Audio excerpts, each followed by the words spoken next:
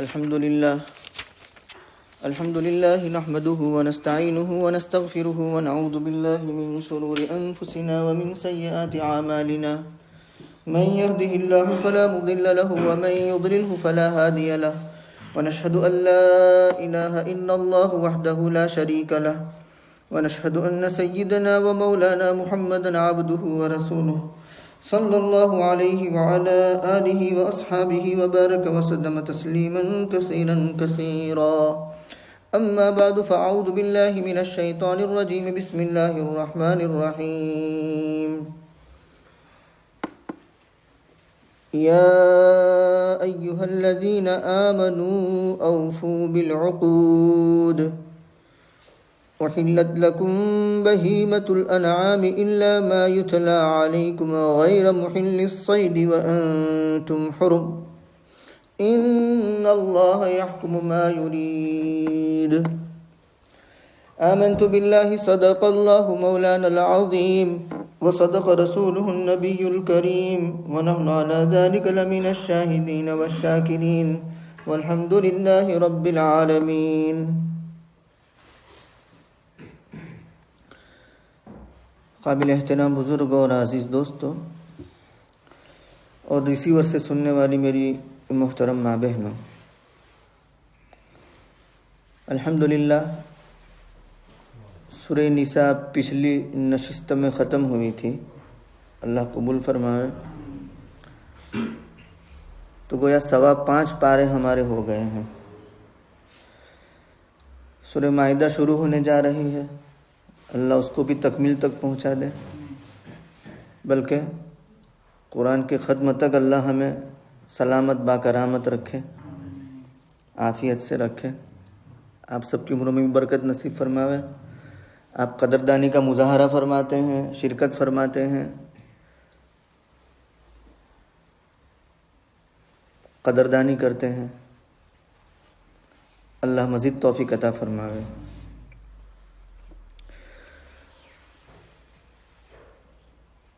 سورۃ المائدہ مدنی ہے، 120 آیتیں ہیں اور 16 رکوع ہیں.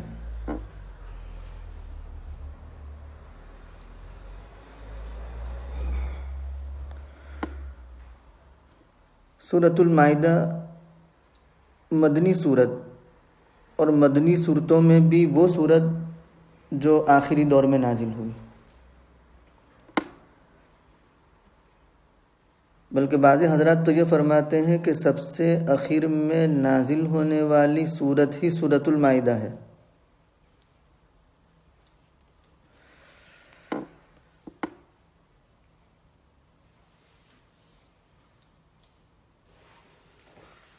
مسند احمد میں روایت ہے،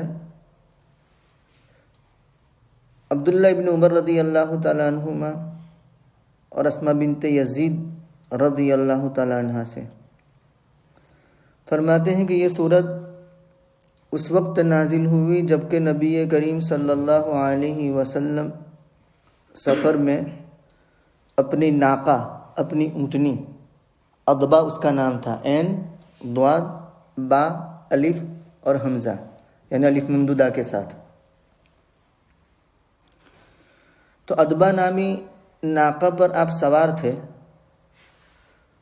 تو معمول کے مطابق وحی کے نزول کے وقت جو بوجھ ہوتا تھا، جو ثقل ہوتا تھا، وہ بوجھ اور وہ ثقل اس وقت بھی محسوس کیا گیا. اونٹنی بوجھل ہونے لگی. رسول اللہ صلی اللہ علیہ وسلم، یہ کلام تو بہت ہیوی کلام ہے، قولا ثقیلا، ہم نے آپ پر بہت بھاری کلام نازل کیا ہے. یہ کوئی معمولی چیز نہیں ہے، بہت بڑی چیز ہے. یہ سینوں میں سما جانا، محفوظ رہنا بہت بڑی نعمت ہے. اللہ قدردانی کی توفیق عطا فرماوے. انا سنلقی علیک قولا ثقیلا، ہم آپ پر ایک بھاری کلام ڈالنے والے ہیں. کیسے معصوم بچوں کے دلوں میں اللہ تبارک و تعالیٰ اتار دیتا ہے. یہ زندہ معجزہ ہے قرآن کریم کا. دنیا کی کوئی کتاب ایک معصوم بچے کے دل میں اتاری نہیں جا سکتی حرف بحرف، لیکن قرآن کریم بچے کے سینے میں سمایا ہوا ہے. کہیں سے بھی کوئی حافظ پڑھتا ہو وہ بتا دے گا کہ یہ فلاں جزو ہے، فلاں صورت ہے، فلاں رکوع ہے. اور اب تو یہاں تک ترقی کر گئے بچے کہ فلاں آیت ہے، آیت نمبر بھی بتانے لگے. بہرکیف اونٹنی بوجھل ہونے لگی تو نبی کریم صلی اللہ علیہ وسلم اس کا خیال کرتے ہوئے اونٹنی سے نیچے اتر آئے. اور یہ واقعہ حجۃ الوداع کا ہے.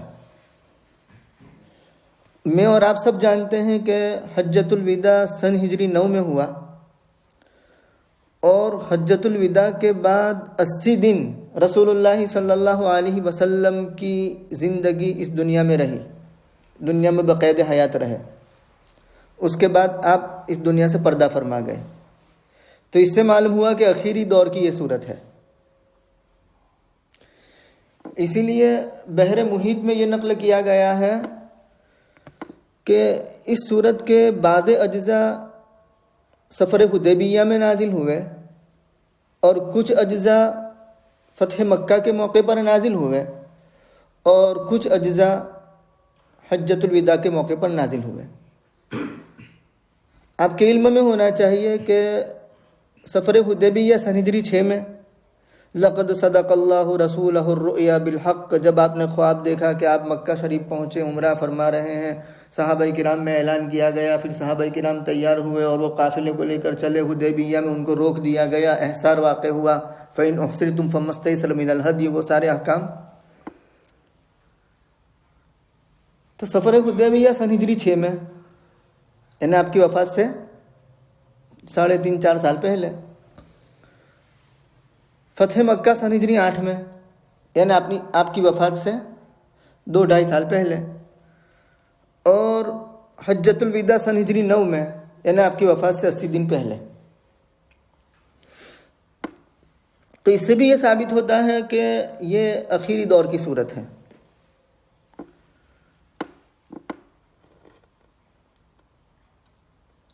مستدرک حاکم میں روایت ہے، جبیر ابن نفیر رضی اللہ تعالیٰ عنہ حضرت عائشہ صدیقہ رضی اللہ تعالیٰ عنہ کے پاس تشریف لائے.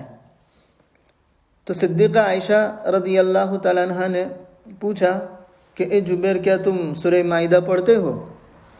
تو حضرت جبیر ابن نفیر رضی اللہ تعالیٰ عنہ نے فرمایا جی ہاں پڑھتا ہوں.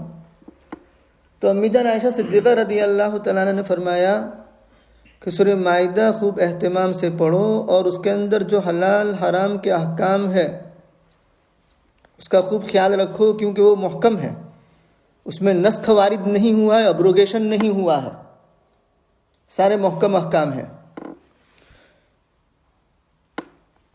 تو اس سے بھی اس صورت کی اہمیت کا اندازہ لگایا جا سکتا ہے. جیسے سورہ نساء کے اندر فروعی احکام تھے، یعنی طلاق، نکاح، میراث، معاملات، معاہدات وغیرہ، تو ایسے ہی سورہ مائدہ کے اندر بھی فروعی احکام کو زیادہ تر بیان کیا گیا ہے. اس لیے علامہ آلوسی رحمۃ اللہ علیہ فرماتے ہیں کہ سورہ مائدہ اور سورہ نساء مضامین کے اعتبار سے متحد ہیں. یعنی سورہ نساء اور سورہ مائدہ میں اصولی طور پر فروعی احکام کو بیان کیا گیا ہے، نکاح، طلاق، میراث، معاملات، معاہدات وغیرہ کو. اور جو اصولی احکام ہیں یعنی عقائد، توحید، رسالت، قیامت، معاد، یہ سب ضمناً بیان کیا گیا ہے. اس کے برعکس سورہ بقرہ اور سورہ آل عمران، یعنی سورہ بقرہ سورہ فاتحہ کے بعد والی اور سورہ آل عمران سورہ بقرہ کے بعد والی، یہ دونوں سورت کے جو مضامین ہیں وہ بھی متحد ہیں. فرق صرف اتنا ہے کہ مائدہ اور نساء میں فروعی احکام اصلاً ہیں اور اصول، عقائد، توحید، رسالت یہ ضمناً ہے. اور بقرہ اور آل عمران میں اصولی احکام یعنی عقائد، توحید، رسالت، معاد، قیامت، جنت، جہنم یہ اصل ہیں، اور فروعی احکام ضمناً بیان کیے گئے ہیں، بس یہ فرق ہے۔ تو بقرہ اور آل عمران مضامین کے اعتبار سے متحد، اور نساء اور مائدہ یہ دونوں مضامین کے اعتبار سے متحد۔ پہلی 2 صورتوں میں اصول اصلاً بیان کیے گئے ہیں اور فروعی احکام ضمناً، اور دوسری 2 صورتوں میں فروعی احکام اصلاً بیان کیے گئے ہیں اور اصول ضمناً بیان کیے گئے ہیں، اس کے ماتحت بیان کیے گئے ہیں۔ اس صورت کی اہمیت کا اندازہ اس سے بھی لگایا جا سکتا ہے کہ عمرو بن حزم رضی اللہ تعالیٰ عنہ کو رسول اللہ صلی اللہ علیہ وسلم نے یمن کا عامل بنا کر بھیجا، تو فرمان نامہ ان کے ہاتھ دیا۔ وہ فرمان جو جاری کیا تو اس کے سرے نامہ پر یہی آیت لکھی گئی تھی، یا ایھا الذین آمنوا اوفوا بالعقود، اے ایمان والو تم عہدوں کو پورا کرو۔ حلال ہوئے تمہارے لیے چوپائے مویشی مگر جو تمہیں پڑھ سنائے جائیں گے آگے۔ شکار کو حلال کرنے والے نہ ہو اس حال میں کہ تم احرام میں ہو، بے شک اللہ تبارک و تعالی حکم دیتا ہے جو چاہتا ہے۔ یہ آیت کا ترجمہ ہو گیا۔ اس آیت کا پہلا جزو یا ایھا الذین آمنوا اوفوا بالعقود بہت جامع ہے، بہت جامع جملہ ہے۔ اس پر بہت کچھ لکھا گیا، بولا گیا، صفحات کے صفحات بھرے ہوئے ہیں، لکھا جا رہا ہے، بولا جا رہا ہے۔ عقود کی بہت ساری قسمیں ہیں، لیکن امام راغب اصفہانی رحمۃ اللہ علیہ نے فرمایا کہ وہ تمام ہی چیزیں مراد ہو سکتی ہے جو سب نے مراد لی ہیں، سب کو اس میں شامل کیا جا سکتا ہے۔ اور بنیادی طور پر عقود کی 3 قسمیں بیان کی، معاملات اور معاہدات کی بنیادی طور پر 3 قسمیں بیان کی۔ نمبر 1، وہ عقود یا وہ معاملات یا وہ معاہدات جو اللہ اور بندے کے درمیان ہیں۔ نمبر 2، وہ معاہدات جو بندہ اپنے نفس سے کرتا ہے۔ اور نمبر 3، وہ معاہدات جو ایک انسان کے دوسرے انسان کے ساتھ ہوتے ہیں۔ یہ تیسرے نمبر کے معاہدے میں 2 شخصی معاہدے بھی شامل، 2 جماعت کے معاہدے بھی شامل، 2 حکومت کے معاہدے بھی شامل، بین الاقوامی جو معاہدات ہوتے ہیں وہ بھی اس میں شامل ہیں۔ تو کہا کہ جب آپس میں معاہدات کرو تو اس کو پورا کرو۔ اب یہ سمجھ لیں کہ معاہدہ نمبر 1 جو اللہ اور بندے کے درمیان ہے وہ یہ ہے کہ اللہ تبارک و تعالیٰ پر ایمان لانا، اس کی اطاعت کرنا، حلال حرام کی پابندی کرنا، یہ معاہدہ ہے اللہ تبارک و تعالیٰ کے ساتھ، اس کو پورا کرو۔ بندے کا اپنے نفس کے ساتھ معاہدہ وہ کیا ہے؟ تو کہا کہ کبھی کبھی انسان اپنے ذمے کوئی نظر مان لیتا ہے اور وہ کام کو اپنے ذمے لازم کر لیتا ہے، لہذا اس کو پورا کرو۔ مثال کے طور پر کسی نے منت مانی کہ اگر میں فرسٹ پوزیشن پر آیا تو اتنے روزے رکھوں گا، اتنے مسکینوں کو کھانا کھلاؤں گا، اتنا صدقہ دوں گا، تو اب اس کو پورا کرو اگر کامیاب ہو گئے تو۔ اگر میں ڈرائیونگ ٹیسٹ میں پاس ہو گیا تو ایسا کروں گا، اور اگر میرے 4 اسٹار A اسٹار آ گئے تو یہ کروں گا، وہ کروں گا۔ تو منت اور نظر مان کر اس نے اپنے ذمے ایک چیز کو لازم کر لیا، اب لازم کر لیا اور وہ چیز وجود میں آ جائے تو اس کو پورا کرو، اوف بالعقود، معاہدے کو پورا کرو۔ یا قسم اٹھا لی کسی نے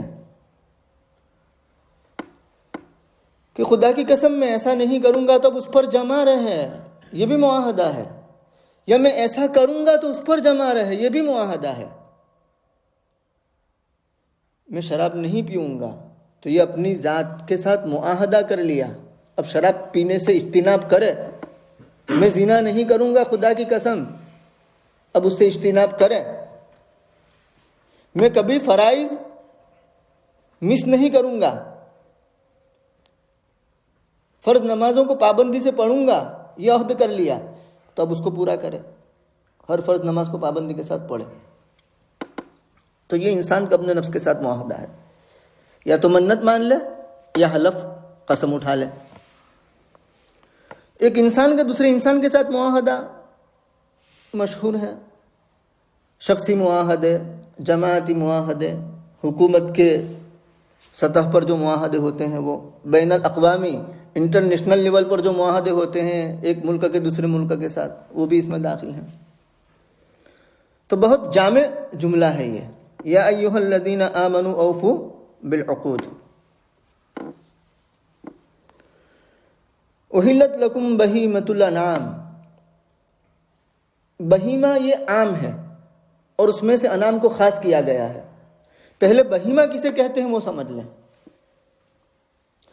عام طور پر یوں کہا جاتا ہے کہ بہیمہ غیر ذوی العقول ہیں اور ان کی مراد مبہم رہتی ہے، یعنی لوگ ان کی بات کو سمجھتے نہیں ہیں، اس لیے یہ جانوروں کو بہیمہ کہا جاتا ہے، ان میں عقل نہیں، ادراک نہیں۔ لیکن علامہ شعرانی رحمۃ اللہ علیہ نے اس کی تردید کی۔ وہ فرماتے ہیں کہ بہیمہ کو بہیمہ اس لیے نہیں کہا جاتا کہ اس میں عقل اور ادراک نہیں۔ جانور کیا، حجر شجر میں بھی اس کی مناسبت کا ادراک اور عقل ہے، اس لیے تو قرآن کریم میں یوں کہا گیا کہ وَإِن مِّن شَيْءٍ إِلَّا يُسَبِّحُ بِحَمْدِهِ، دنیا کی ہر چیز اس کی پاکی بیان کرتی ہے، اس کی تعریف کرتی ہے۔ أَلَمْ تَرَ أَنَّ اللَّهَ يُسَبِّحُ لَهُ مَن فِي السَّمَاوَاتِ وَمَن فِي الْأَرْضِ وَالطَّيْرُ صَافَّاتٍ كُلٌّ قَدْ عَلِمَ صَلَاتَهُ وَتَسْبِيحَهُ، کیا تم جانتے نہیں کہ جو کچھ آسمان میں اور زمین میں ہے وہ سب اس کی پاکی بیان کرتے ہیں اور ہر ایک نے اپنی عبادت کا طریقہ جان لیا ہے۔ تو گویا کہ حجر شجر، درخت اور پتھر، جمادات جن کے اندر روح نہیں ہے، اس میں بھی ان کے درجے کا ادراک اور شعور ہے، عقل ہے۔ یہ الگ بات ہے کہ عقل کے درجات ہیں۔ انسان کو جو ادراک اور عقل دی گئی ہے، ایسا ادراک اور ایسی عقل ان جمادات کے اندر نہیں، ان جانوروں کے اندر نہیں، اس لیے انسان کو احکام کا مکلف بنایا گیا ہے، کیونکہ اس کا ادراک اور اس کی عقل سب سے اعلیٰ ہے، تو ان کو مکلف بنایا گیا۔ تو دوسری چیزوں ان کے اندر بھی ادراک ہے، عقل ہے، اپنی ضروریات زندگی کی حد تک، تبھی تو قرآن کریم نے یہ باتیں کہی ہے۔ تو علامہ شعرانی رحمۃ اللہ علیہ کے کہنے کا خلاصہ یہ ہے کہ بہیمہ کو بہیمہ اس لیے نہیں کہا جاتا کہ بے عقلی کے سبب معلومات ان پر مبہم رہتی ہیں، بلکہ بہیمہ کو بہیمہ اس لیے کہا جاتا ہے کہ ان کی بولی انسان سمجھتے نہیں ہیں، وہ جو کہتے ہیں اس کی مراد مبہم رہتی ہے انسانوں پر، اس لیے اس کو بہیمہ کہا جاتا ہے۔ بہیمہ عام تھا، اس کے بعد الانعام لا کر کے اس میں تخصیص پیدا کی گئی، پیچھے آئندہ آ رہی ہے سورہ انعام، اس میں اشارہ کر دیا گیا کہ تمام جانور حلال نہیں۔ بہیمہ میں جو انعام ہیں 8 قسم کے، ثمانیۃ ازواج من الضأن اثنین ومن الماعز اثنین ومن الابل اثنین ومن البقر اثنین، اونٹ، گائے، بھینس، بکری، یہ حلال ہے۔ 8 قسمیں، یعنی نر مادہ دونوں جانب کے 4 نر، دونوں جانب کے 4 مادہ، تو 8 قسمیں ہو گئی۔ تو انعام لا کر اس کی طرف اشارہ کیا گیا ہے، اس میں تخصیص پیدا ہو گئی کہ جو گھریلو پالتو جانور ہیں، گائے، بھینس، بکری، اونٹ، وہ تمہارے لیے حلال کیے گئے ہیں۔ الا ما یتلی علیکم سے ایک استثناء کیا گیا، مگر وہ جو تمہارے سامنے پڑھ سنائے جائیں گے وہ تمہارے لیے حلال نہیں ہے۔ آگے تیسری آیت میں آ رہا ہے، دوسری آیت میں حرمت علیکم المیتۃ والدم ولحم الخنزیر وما اہل وغیرہ الی آخرہ، تو کہا کہ جو تمہیں پڑھ سنایا جائے گا وہ البتہ حلال نہیں ہے۔ اس میں دوسرا استثناء یہ کیا گیا کہ یہ جو پالتو اور گھریلو جانور ہے ان میں کچھ شکاری بھی ہوتے، جیسے نیل گائے ہوتی ہے، وحشی گدھا ہوتا ہے، حمر وحشیہ جسے ہم کہتے ہیں، تو وہ بھی حلال ہے، لیکن وہ شکاری جانور ہے۔ تو شکاری جانور کے باب میں اتنا خیال رکھو کہ اگر تم احرام کی حالت میں ہو تو شکار نہیں کرنا، ورنہ مردہ قرار پائے گا۔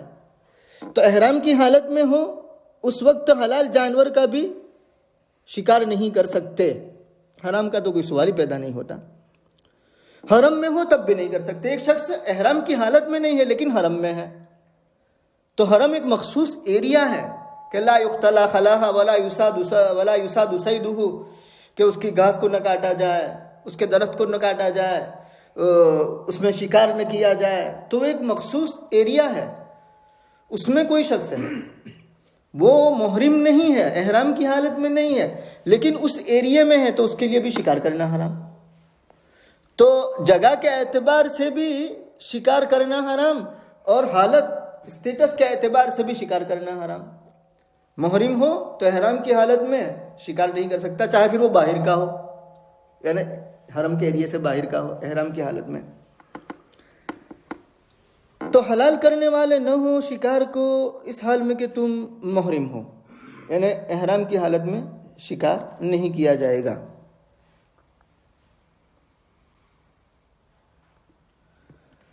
اللہ تبارک و تعالیٰ نے جو حکم دیا ہے تو اس حکم کی حدود کے اندر رہ کر آپ جانوروں کو ذبح کر کے کھا سکتے ہیں، نہ اس میں تفریط ہو اور نہ افراط ہو۔ تفریط کا مطلب یہ ہے کہ جیسے کچھ یہودی، کچھ مجوسی اور بت پرست یوں خیال کرتے ہیں کہ جانوروں کو ذبح کرنا یہ تو ایک قسم کا ظلم ہے، ان پر ذبح کرنا جائز نہیں ہے۔ تو ایسا سمجھنا اللہ تبارک و تعالیٰ کی حکمت پر اعتراض کرنا ہے اور نعمت کی ناقدری ہے۔ تو نہ ایسی تفریط ہو اور نہ ایسا افراط ہو کہ دنیا کے اندر بہت سے فرقے آدم گوشت خور ایسے ہیں کہ جو بے قید بے لگام ہو کر کے تمام قسم کے جانور کھاتے ہیں، جو حرام ہے وہ بھی کھا رہے ہیں، گندے ہیں وہ بھی کھا رہے ہیں۔ اس دنیا کے نقشے پر ایک ملک ایسا ہے جو ایسے ایسے جانور کھاتا اور وہاں سے یہ وبا پھیلی، سبھی جانتے ہیں۔ اللہ تبارک و تعالیٰ ان جانوروں کو پیدا کرنے والے ہیں، ان جانوروں کے خالق ہیں، ان جانوروں کے مالک ہیں۔ اللہ تبارک و تعالیٰ جانتے ہیں کہ کون سے جانور کی کیا خاصیت ہے اور کیا حقیقت ہے، اور کون سا جانور کھانے سے انسان کے اندر صحت کے اعتبار سے کیا اثر پڑے گا اور اخلاقی روحانی اعتبار سے کیا اثر پڑے گا۔ تو اس لیے اللہ تبارک و تعالیٰ نے طیبات، پاکیزہ اور ستھری چیزیں کھانے کا حکم دیا ہے۔ تو اللہ تبارک و تعالیٰ نے انسانوں کو انہی جانوروں کے کھانے کا حکم دیا کہ جن جانوروں کے کھانے کی وجہ سے انسان کی صحت برقرار رہتی ہے اور اس کی جو اخلاقی اور روحانی حالت ہے وہ بھی درست رہتی ہے، اور ان جانوروں کو کھانے سے منع کر دیا کہ جو انسان کی صحت کے لیے مہلک ہے، وبال جان ہے، اور اس کی روحانی موت کا سبب بن سکتے ہیں، اخلاقیات کی موت کا سبب بن سکتے ہیں، ایسے جانوروں کو حرام قرار دیا۔ اللہ تبارک و تعالیٰ خالق ہے، وہ سب کچھ جانتے ہیں۔ اس نے جن جانوروں کے کھانے کا حکم دیا ہے وہ وہی ہے جو انسان کی صحت کا ضامن بنتی ہے، اور وہ وہی ہے جو انسان کی اخلاقیات اور روحانیات میں اضافہ کرتی ہے یا برقرار رکھتی ہے، اس کو بگڑنے نہیں دیتی۔ ان اللہ یحکم ما یرید، بے شک اللہ تبارک و تعالی حکم دیتا ہے جو چاہتا ہے۔ اس میں ایک لطیف اشارہ ہے اللہ تبارک و تعالیٰ کی اس حکمت کی طرف کہ کچھ لوگ یہ خیال کرتے ہیں کہ جانوروں کو ذبح کر کے کھانا یہ ظلم ہے، تو کہا کہ نہیں، اللہ فیصلہ کرتا ہے، حکم دیتا ہے جو چاہتا ہے۔ اللہ سب جانوروں کے مالک، سب جانوروں کے خالق، سب کچھ پیدا کرنے والے، سب چیزوں کے مالک ہے۔ تو اس اللہ تبارک و تعالیٰ نے اپنی بھرپور حکمت اور بصیرت سے یہ قانون بنا دیا کہ دنیا کی ہر ادنا چیز اعلیٰ کی غذا بنے گی۔ زمین کی جو مٹی ہے وہ غذا ہے درختوں کی، اور درخت جو ہے وہ غذا ہے جانوروں کی، اور جانور جو ہے وہ غذا ہے انسانوں کی۔ انسان سے اعلیٰ اور ارفع اور اشرف کوئی چیز دنیا میں ہے ہی نہیں، کوئی مخلوق ہے ہی نہیں، اس لیے انسان کسی کی غذا بن سکتا نہیں ہے۔ یہ قانون اللہ نے بنا دیا کہ ہر ادنا چیز اعلیٰ کی غذا بنے گی۔ ان اللہ یحکم ما یرید، اللہ حکم دیتا ہے جو چاہتا ہے۔ اللہ تبارک و تعالی ہمیں ان باتوں کو سمجھنے کی توفیق عطا فرمائے، قابل عمل باتوں پر عمل کرنے کی توفیق عطا فرمائے۔ سبحان اللہ۔